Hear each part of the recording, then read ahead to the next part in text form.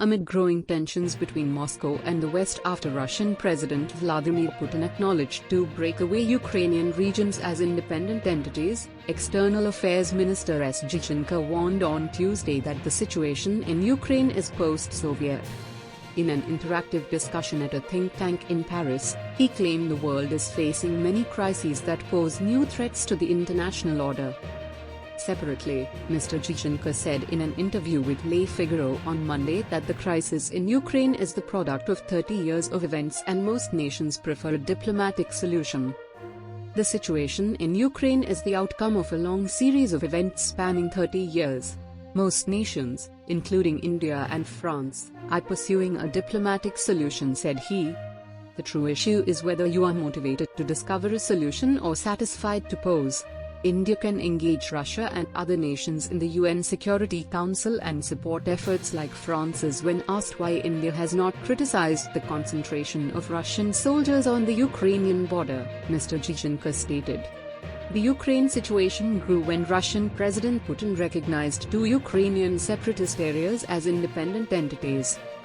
Mr. Jaishankar spoke at the French Institute of International Relations on the rapidly developing Indo-French ties, saying India sees France as a reliable partner in combating diverse security threats from the bottom to space and cyber to seas.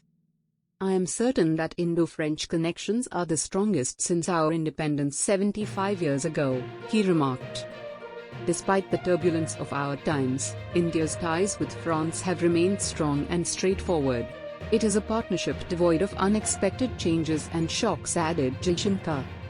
India's Foreign Affairs Minister stated the relationship is based on trust and confidence. After India's nuclear tests in 1998, France showed awareness of India's strategic compulsions. French backing was important in gaining India an exemption from the nuclear suppliers group in 2008, he noted. When asked to connect the Ukraine crisis to the situation in Taiwan, Mr. Jaishankar noted that comparing issues from one theater to another might be deceptive. Both are products of the region's rich history. In the case of Ukraine, it stems from post-Soviet politics, NATO expansion, Russian-European and Russian-Western dynamics, said he. I believe Taiwan is a result of Chinese history, the Cold War, and other changes in Asia, he remarked.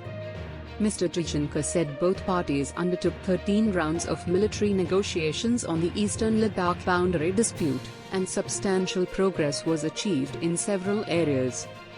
Nevertheless, he acknowledged that several issues remain unresolved.